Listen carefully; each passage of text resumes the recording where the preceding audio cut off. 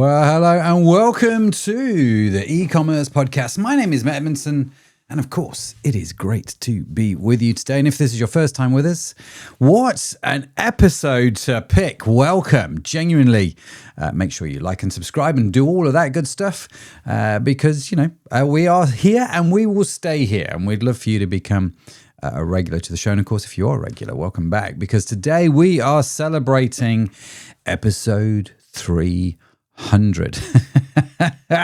Yes, 300. And it's nuts when you think about it. 300 episodes.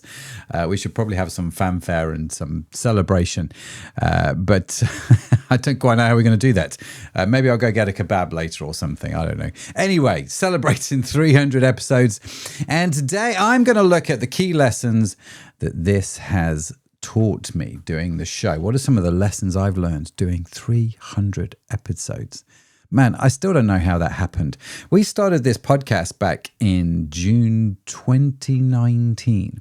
And if you'd have told me then that I'd still be going, we'd still be doing the show 7 years later, I think I probably would have laughed at you. I mean, I might have been great, but I don't think I anticipated it. But I'll talk more about how the show started later, because that story, well, there's going to be a theme today. It is a little bit more embarrassing than I would care to admit, as are a few things which we'll learn from today's show. But we're going to get into that.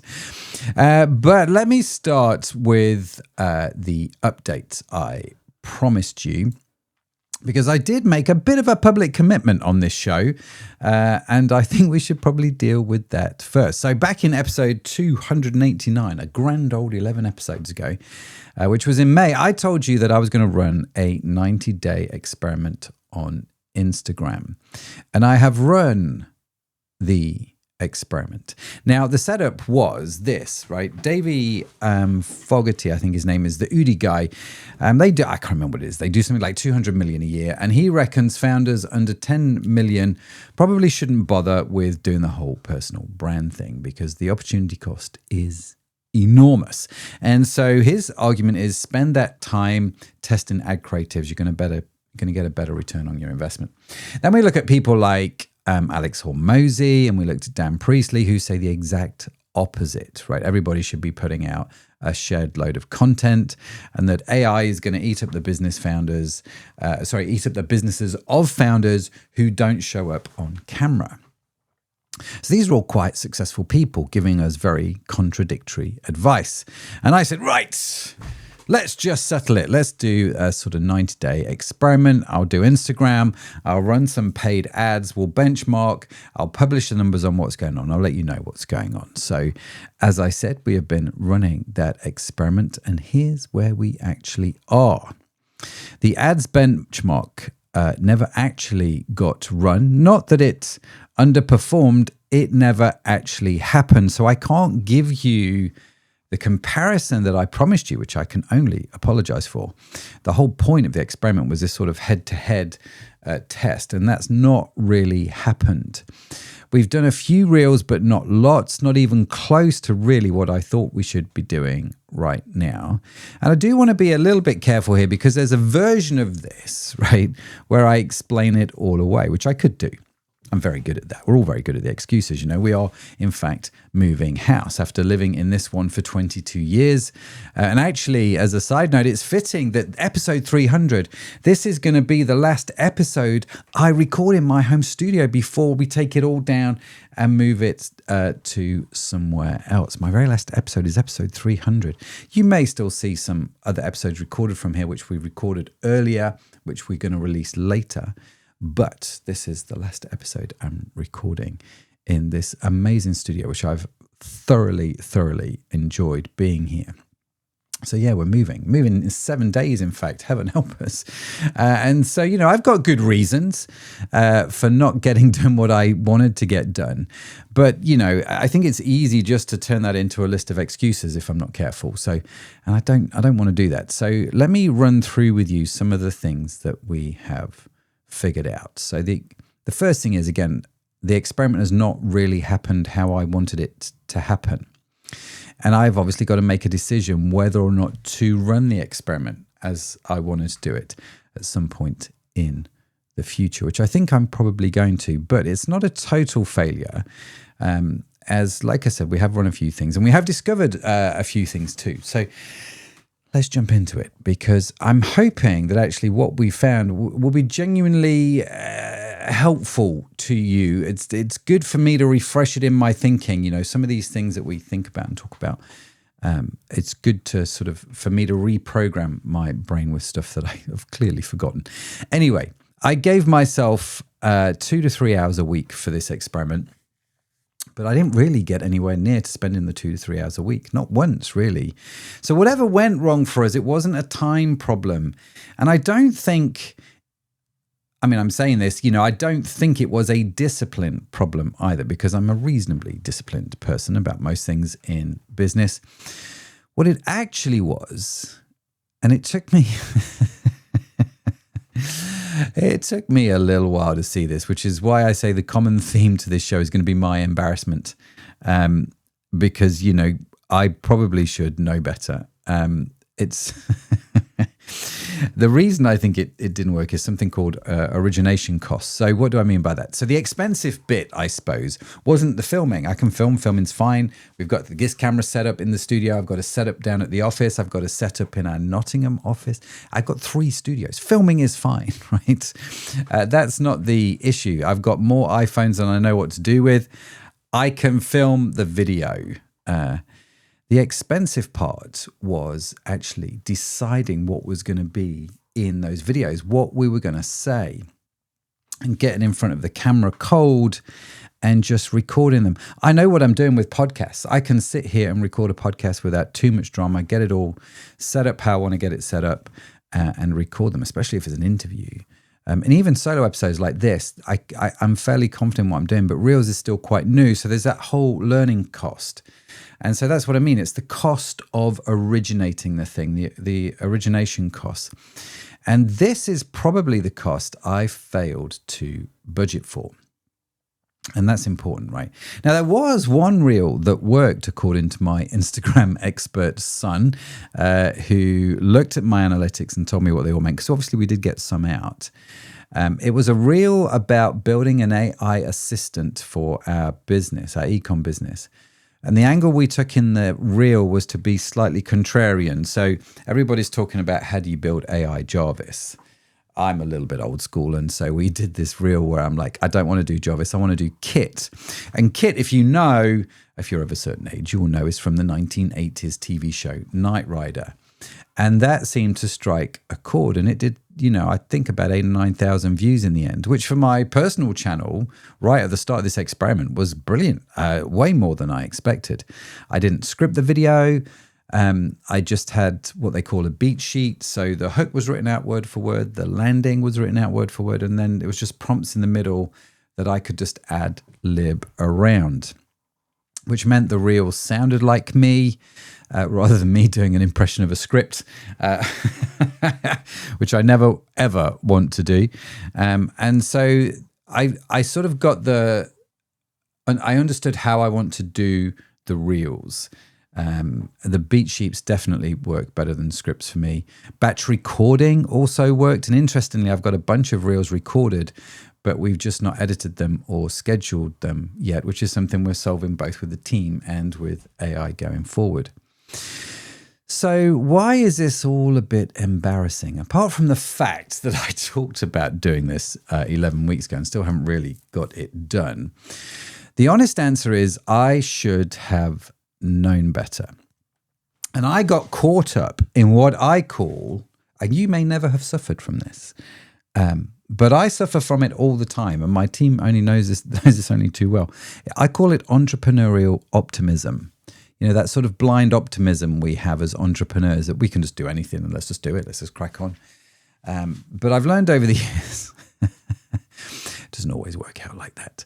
And in fact, I have 2 questions that I ask people when I do coaching, whether business coaching or e-commerce coaching. There's 2 questions which I come back to time and time again. I've been asking them for years. And the first question is this: will this task, project, whatever it is in front of me, will this Instagram experiment help me move the needle between where I am and where I want to be. Okay. Yes or no? If the answer is no, we don't go any further. But if the answer is yes, we could move on to the second question. Can I be a consistent 8 out of 10 whilst doing this?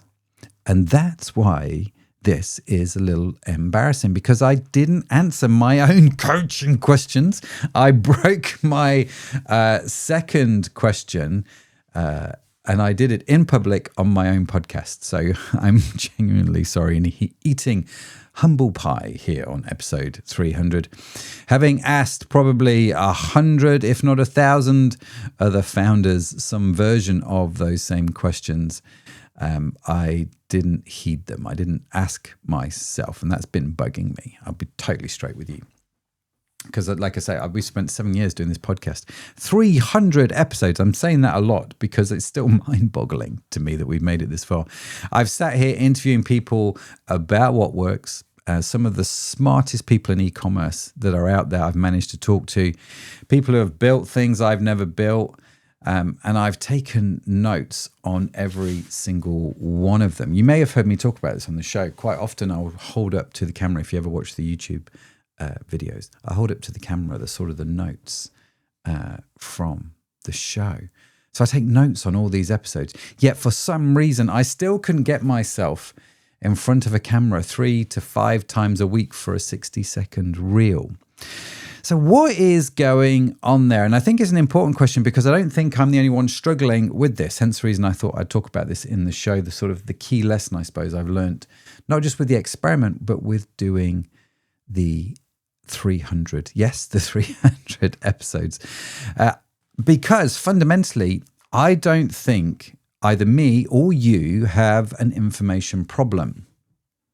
Truth is, I've got more information than almost anyone. I've got a searchable archive of 300 conversations with experts. If knowing things was going to be my bottleneck, I'd have solved that one long before we even got started. So the bottleneck was never, ever knowledge. And I think that's true for most of us, especially now, because knowledge is just right there, isn't it?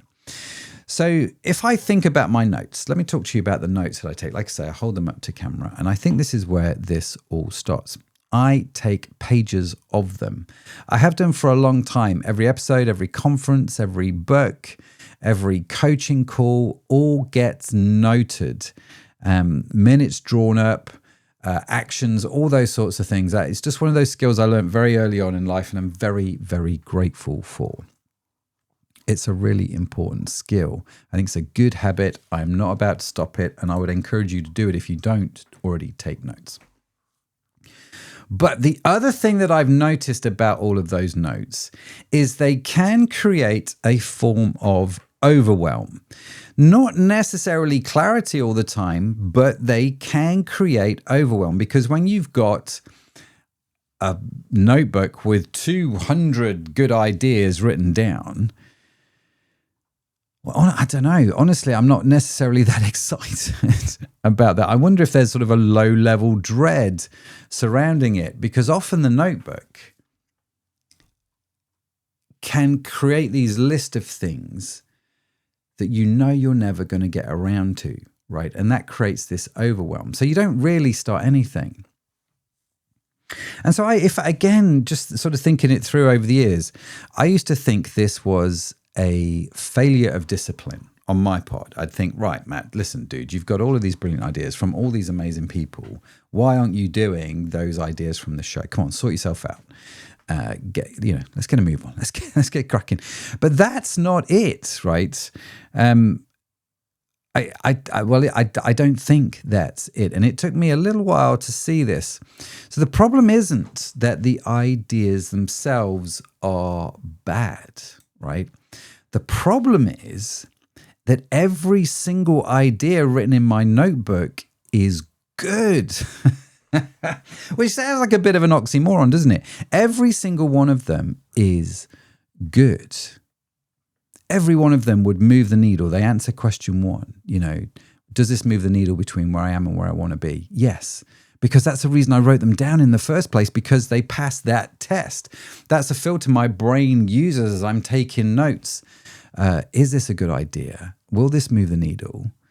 Yes, and if it passes, it just goes down in the notebook. So the notebook itself isn't a list of options, or it's a list of 200 things that pass this test. Does this move the needle? Yes or no? But it's 200 of them right there. And as good as it is, to take the notes, and as good as it is to write those things down, I mean, it is a gold mine, I have to tell you.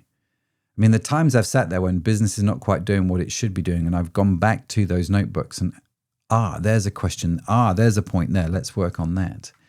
And as good as that is, I do wonder whether my notebooks become sort of like a library of good intentions or good ideas that never really get executed. And like I say, I don't think I'm the only one that struggles with this, having done a fair bit of coaching. We've all got a metaphorical notebook with a whole list of things that we need to do. And knowledge and information is not the thing necessarily that's stopping us. And we all feel, I guess, vaguely guilty about not doing most of them, right? And that's where I think the second question really matters. So question 1, will it move the needle? Yes or no? That's the question we all ask. It's not a bad question. It's a really clarifying question. It's a necessary question, I think, because it filters stuff out. And like I say, before you even go any further, you should definitely run stuff through that first question. But question 2 is, can I be a consistent 8 out of 10 in doing this? Can I consistently hit an 8 out of 10? And I think that's the question that makes you say no to things, which, again, if you're like me, you find saying no to really good ideas really hard. Especially if you suffer from entrepreneurial optimism, just like I do. But at the same time, it is also really powerful, because saying no to things sort of turns a list of 200 items into a list of 3. So why do I use 8 out of 10? Apart from the fact it sort of neatly fits the Pareto principle, doesn't it? And also there's a TV show, 8 out of 10. It's nothing to do with that. The reason I choose 8 out of 10 is for the same reason, I guess, that I don't chase this idea of excellence. And as good as an idea as this sounds, I've come to realize that actually I'm much better at chasing good or very good rather than excellence. 10 out of 10 is a fantasy, right? If I ask myself, can I be a 10 out of 10 at this? The answer almost always, all of the time, is going to be no. And if there's a slight chance that I could be a 10 out of 10 at doing that, I'm probably not willing to pay the cost to get there. So if I chase a 10, then I don't know, am I ever going to really start anything? Another way to think about it, I suppose, is 10 out of 10 is perfectionism wearing a business suit. And I don't think you can sustain that level for any length of time. I think if you hit something at a 10 out of 10 and you get excited and you're like, let's keep going at this team, I think it's going to burn you out, and I think it's going to burn the team out. So 8 out of 10 is very good. It's good. It's very good. And actually, that works really, really well in business as far as I've discovered. 8 out of 10 is a level where things produce great results, Pareto. And more importantly, I can still sustain it, and the team can still sustain it. It's not easy to say. The team can still sustain it on a Thursday afternoon when we're all tired and we're all fighting for the fires that day. Because the key to this whole thing, I've discovered 300 episodes, is consistency. Not just can I be an 8 out of 10 at this, but can I be a consistent 8 out of 10 at this? Because, hitting 8 out of 10 once is easy. That's a good afternoon's work, right? But can I do this week in, week out when the novelty has completely worn off and no one is clapping? And there are times, there's been at least 3 or 4 times that I can think of where I thought, I'm just going to stop doing the e-commerce podcast. I'm just going to stop doing the show. But we didn't give up. We were consistent at it. And the idea, a brilliant idea that I can only do at a 4 out of 10 sporadically when I feel like it, well, that's probably worth almost nothing to the business. In fact, actually, it might even be worth less than nothing because there's the opportunity cost. It eats time and attention from something else that you could be doing. I suppose it could slowly improve your guilt score. But that's a KPI not worth measuring or improving, I think, in any way. So, but a fairly boring idea, a podcast about e-commerce. I mean, it's not going to change. It's not going to light the world on fire. The BBC aren't calling me saying, "Can we turn this into a TV show?" But if I can do that at an 8 out of 10 every single week for a year, that compounds. That's a business. And that is where this podcast has done really well for us because we have done it week in, week out. But conversely, it is where I went wrong with Instagram. 3 reels a week.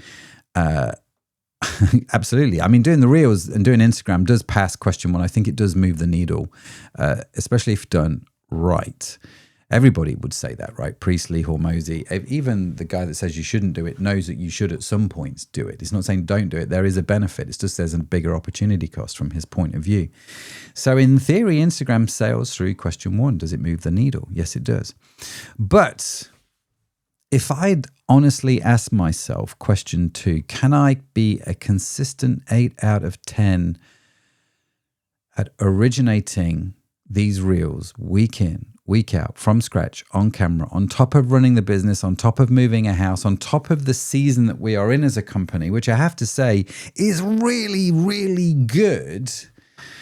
The answer has to be, or should have been, a definitive no. And it was always going to be a no. I just didn't, I should have known this. Like I say, I've asked this question 1,000 times. But I never asked myself my own coaching questions. And that's entrepreneurial optimism at its finest, ladies and gentlemen. That is what it's done. And I think most of us listening to the show have probably got that. It's both a feature and a bug at the same time. And this is just me telling my story that, yes, I am like you in so many ways. We are all the same. And we all start things and don't finish them. We all want to do things and never get around to completing them. I mean, the list goes on, right?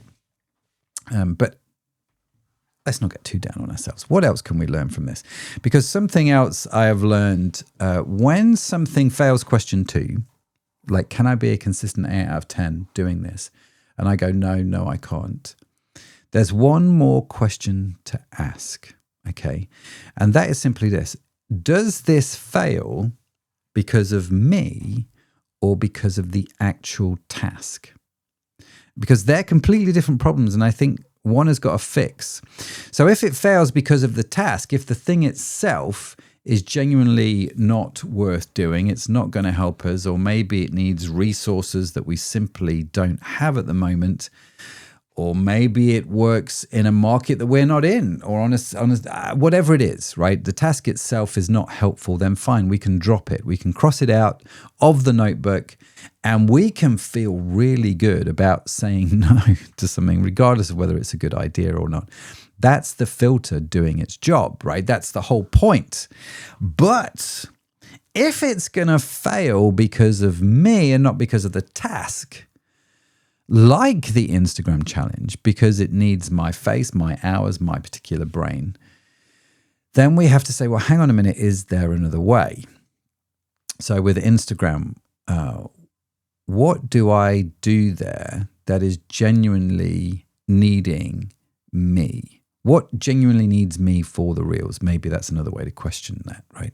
The 30 seconds where my face is on camera, realistically, that's about it. That's the only bit that can't really be decided by anyone else. Deciding the idea, shaping the beat sheets, especially with a team that knows me well, editing, publishing, scheduling, none of that has to be me. Sure, I want to input on it, but I can hand it off to the team, even if I have to give a little bit of training. And for this Instagram challenge, I didn't do that. It was all left with me, which in hindsight was not smart given the nature of what we do. So the fix isn't try harder at Instagram, Matthew. The fix is to make the bit that only I can do as cheap as possible for me in terms of my time, in terms of opportunity cost, and also as batched as possible. And if I do those two things and hand everything else off to someone else, whether that's my team, maybe someone on Fiverr, if you're thinking about how do I get people to do this when it's just me. And actually, you've even got AI now. Well, what could we do? And this is exactly where we find ourselves. So the rule is to ask yourself this question. When you're thinking about the task, is it because of the task or is it because of me? In other words, should I drop it? Should I delegate it? Or could I systematize it, especially now with AI? So there's three possibilities there. And only one of them then becomes a no-go, which should hopefully calm down those of you who are twitching about the idea of saying no to good ideas. Which is me all the time. So let me give you an example, perhaps, of what happens when this all works as it should. I've mentioned on the show before something that happened after the conversation with Adam Pearce. This was episode 280. It was in March earlier this year, 2026. And Adam is from Blend Commerce. He's been on the show before, and we got chatting on LinkedIn. And it's like, Adam, let's get you back on the show, man. Because Adam's great, genuinely great guy, really generous with his information, delivers high value. Loved having him on the show. And the conversation was specifically about mobile conversion, mainly because that's one of the things that we were talking about as a team. And I'm like, I'm just going to grill Adam about this. And I remember he talked about things like the first three thumbs. You know what? Even after 300 episodes, I still get tongue-tied. It was the first 3 thumb scrolls before somebody either buys or leaves. And almost all of us, according to Adam, were wasting them. And we definitely were on our website. And Adam was talking about what he'd seen across his client base, and he was seeing something like a 30 to 50% conversion lift from the changes to those first 3 scrolls, and he gave us some examples with trust signals and things like that. And it was great. Now, that conversation with Adam, if I think about that conversation and the topic, it of course passes question number 1. Does it move the needle? It would move the needle. And actually at the time, it would massively move the needle for us as a business because we were thinking about mobile conversion. We definitely needed to improve it. We were thinking about some things there. But does it pass question number 2? Can I be a consistent 8 out of 10 at mobile conversion optimization? The reality is no. No, I can't. I'm not a CRO specialist. I'm not going to become a CRO specialist. I have lots of ideas and thoughts. I am just not a specialist like Adam. And I haven't got the time to be one. And if the plan had been Matt's going to go and learn mobile UX and audit the site every month and create a plan for the developers to resolve the problem and keep us on top, it would never, ever have started. And so if you run the diagnostic, does this fail because of me or because of the task? Well, clearly it's me. The task is brilliant. The task is going to be one of the highest yielding things available to me and to our company, right? But it was me that was the constraint in everything that was going on. And so we changed who does the doing. It's one of the benefits of having a team. And again, if you're just starting out, if this is just you, I would encourage you to figure out what you can do to help yourself by getting other people to help you, whether it's using sites like Fiverr or whether the other people are AI. Now, I took the conversation with Adam, did some research off the back of it. I sat, thought about it properly, and then we built a tool with Claude Code, an AI skill that goes through our sites and audits the mobile experience.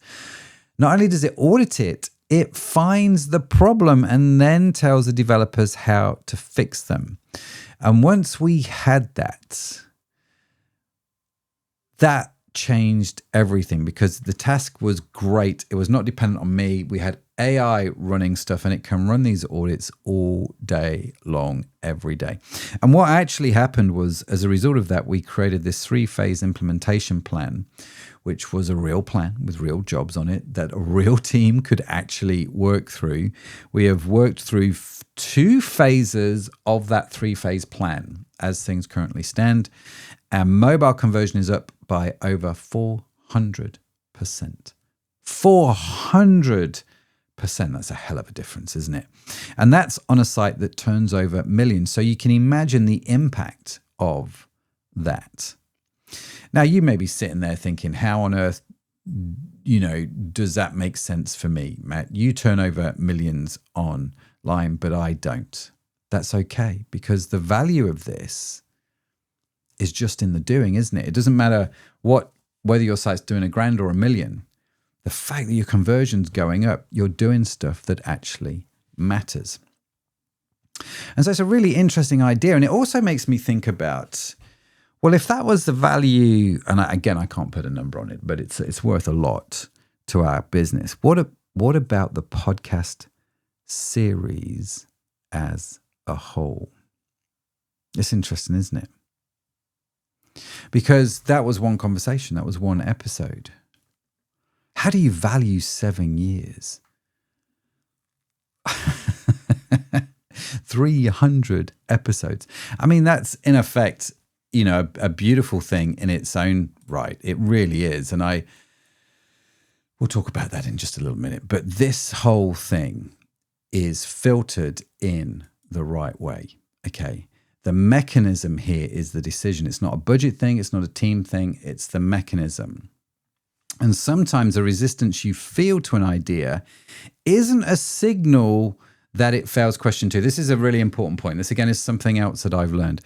Sometimes, right, just sometimes, it's a signal that it's exactly the thing you need to do, but maybe, just maybe, you don't fancy doing it. I have been in that boat way too many times. So let me tell you about Chloe Thomas. Chloe is great. What a legend Chloe is. She's got her own e-commerce podcast. She runs e-commerce master plan. She's coming on the show again soon. She's been on the show a few times already. And I remember one of my earliest conversations with Chloe back in October 2020, all the way back to episode 35. And we were talking about Black Friday. And Chloe was saying a bunch of stuff about Black Friday, which was super helpful. And one of the things that she said was, look, if you haven't got started yet, get a move on, because you are fast running out of time. And I think we were having this conversation in the summer. And on the outside, I was like, yeah, totally agree. Great point, Chloe. And then on the inside, I'm thinking, that's true for a lot of people, but for us, we're going to be fine. We've done Black Friday before. We know what we're doing. We've got a good team. We've got a little bit of time. Yet we know what we're doing. You know where this is going before I've even said it. It turns out we did not have loads of time. It turns out that we were not fine. It turns out we didn't know what we were doing, and we should have heeded Chloe's advice. And every single year since then, we have been early on our Black Friday campaigns. Every single year, because Chloe was right, even though I didn't want her to be. And I found myself, the more I've been in e-commerce, the more I think I know. And especially when you do stuff like a podcast, you go speak at conferences and people call you an e-commerce expert. They invite you to go onto their show, and you start to believe the hype sometimes about being the e-commerce expert. Now, I've got opinions, let me tell you, and I've definitely seen some things. But I do have this ability to think I know the answers. And so when a guest says something that doesn't really fit, especially if it doesn't fit what I already believe, I can push back. And in fact, a lot of the questions I ask on the show are, I don't think it comes across on the show. I'm trying very hard to make sure it doesn't come across on the show, but it's me being skeptical of what's been said, and I'm being skeptical out loud, which I actually think makes for a better interview, if I'm honest. But it does mean that on more than one occasion, I've had to eat my own words. So question 2. The stories. Anyway, question 2 is about capacity. Can I sustain this? It's not about appetite, i.e., do I fancy doing this? It's not that at all. And so if the honest answer is, I could absolutely do this 8 out of 10 every week, I just don't want to, that's probably just your typical Tuesday afternoon. Oh, I love laughing at my own jokes, especially for me anyway. But before we finish on this, there's one more piece. And I think it's one of the big step changes that's happened in the last few years. And of course, it's AI, right? That changes a lot of this stuff. And the distance between having an interesting idea and a decision I can actually act on is huge, right? There's a huge gulf between those two things, because to answer the question, I need to know what's on my plate, what's already on the team's plate, what we tried 18 months ago, what the trends are, what the research says, how are people using the website, what did or didn't work, what didn't work on my competitor's site.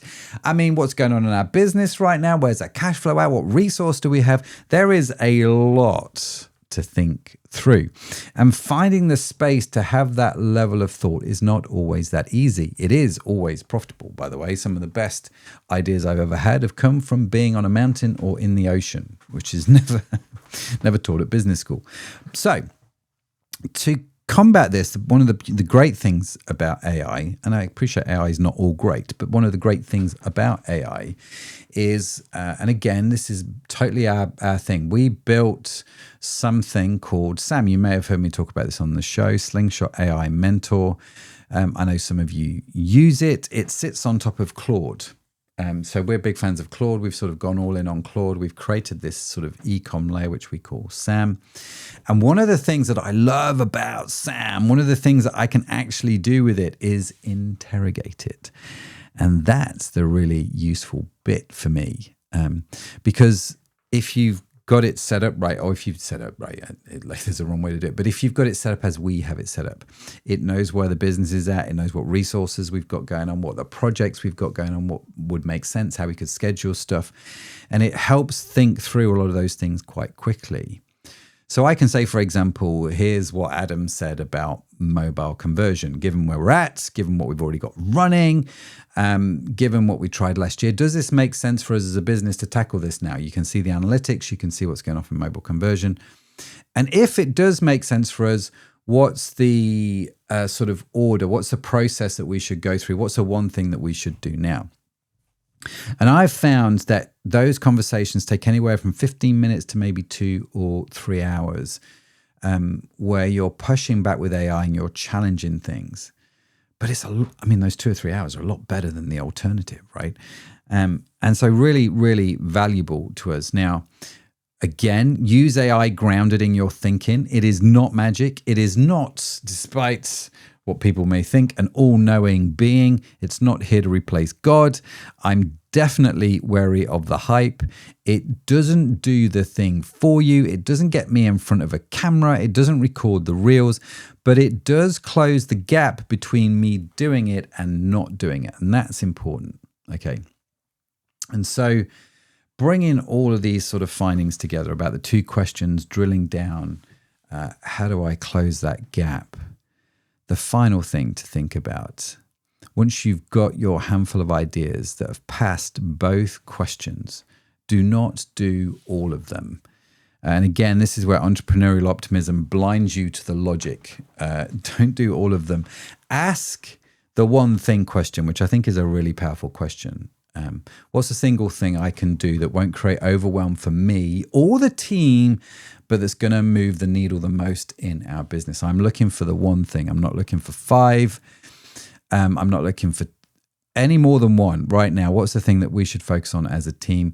And I think we get dramatically more done when we do that. And I would say this is my most valuable lesson in doing 300 episodes, however many interviews, talking to however many experts across e-commerce. The simplicity of this really is the thing that's made the key step changes in our business. Everything else has sort of functioned on top of this. So, since this is episode 300, and we are nearing the end, let me tell you how I started the podcast. Because these are the questions that I get asked quite a lot. So I'm going to run through the questions. How did I start the podcast? A friend of mine told me I had a great face for radio. It still makes me laugh.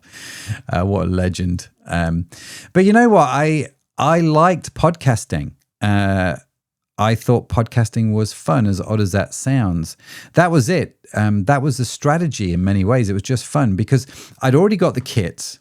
Back in 2012, we ran a podcast for one of our e-com companies, and it was a beauty company. And the reason we did it was because we needed to do something different in marketing that didn't cost a whole great deal. And setting up a podcast was a new thing back then.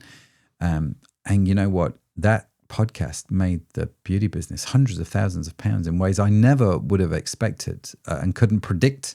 I would never have predicted how it worked. So I knew from that little experiment that podcasts did do something, even if I couldn't really tell you what. And I was doing a lot of e-com coaching at the time, traveling the world, which was great, going all over the world, New Zealand, Australia, everywhere. It was great. I loved doing that. This is all pre-COVID, obviously, and we were traveling. And so the podcast was a really big help. It made some sort of rough sense to start the e-commerce podcast. I think it just elevates you sometimes in the eyes of people. It's like writing a book. The book might not be any good, but you just say published author and it just gives you a sort of kudos, I suppose. But the first season of the podcast was basically me just talking. I think we had one or two guests on during that first season, but it was basically me just talking. And you know what? By the end of season one, I was bored of my own voice, genuinely. It's like, I'm not doing that.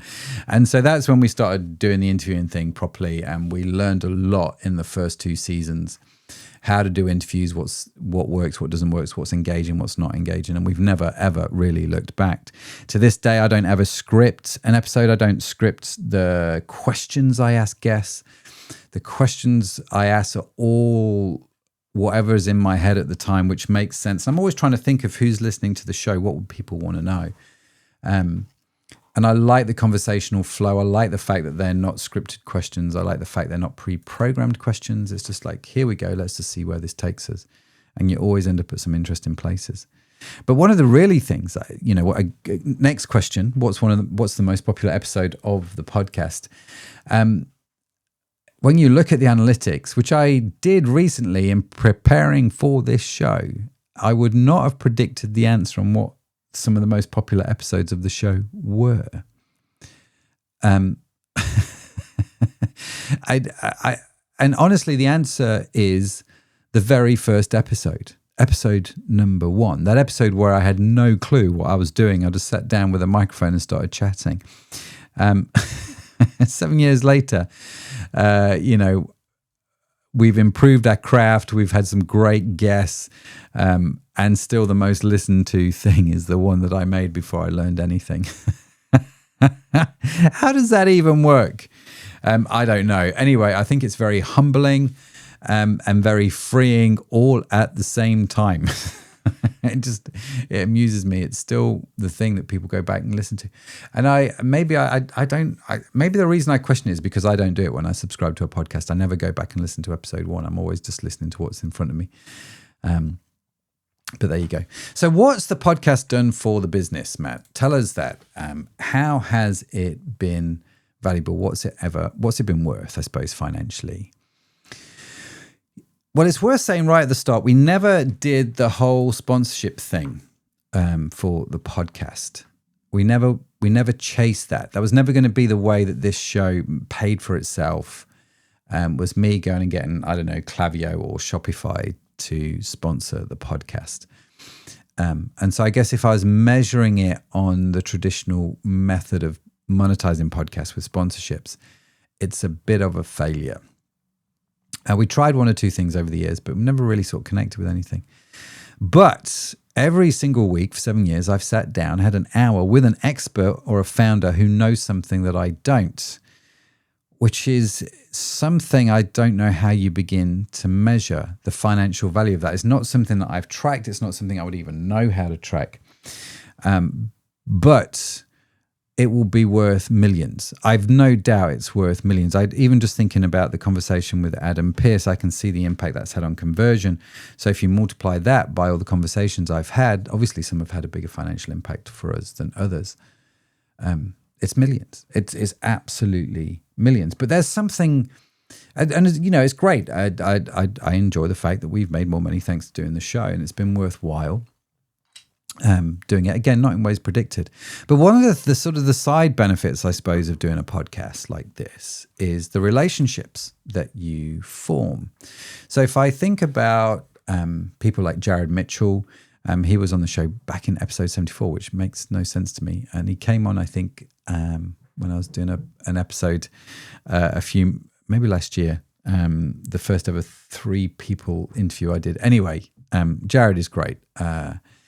Become really great friends with Jared. Him and his family have come stayed at my house here in the UK. Me and my daughter have been to his house and had some fun with him over on the west coast of the US there.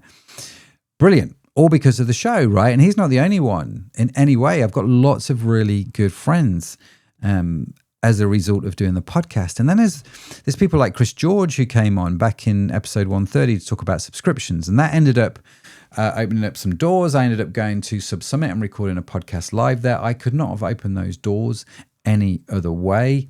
And my business has benefited massively as a result of that one conversation. How do I put financial value on that? I don't. But the relationship was the thing there. And it's not what was the plan. It's not how we started it. It's not what we thought, let's go and make some good friends. Let's do a podcast. Just remember, this was my best friend, Tony. Thank you, Tony, saying that I had a great face for radio. It's how it all started. So if you are sat there, this is another question. Should I do a podcast for my business? Whether you're an agency, whether you're an e-com business, selling widgets to whoever on the web, should you run a podcast? And the answer is categorically, yes, you should do it, would be my one piece of advice. But do it with the condition attached, and you should, hopefully, if you were listening to the first part of the show, already know what that condition is. Only do it if you can be consistent at it, right? Don't worry about the download numbers. Just be hitting it 8 out of 10 week in, week out. Rarely do I check my download numbers. I could care less, actually, what they are because they don't mean anything. I see that they're growing, which is always nice. And I see that we're getting new listeners. Every single week we put an episode out, which is great.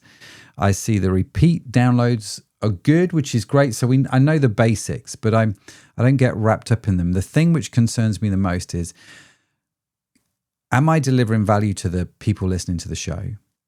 And am I having great conversations with interesting people? If I focus on those things, genuinely amazing things happen for your business in ways that you cannot forecast at the start. At least that's my story and that's my experience. This podcast is definitely not the best idea that I had in 2019. Not even close.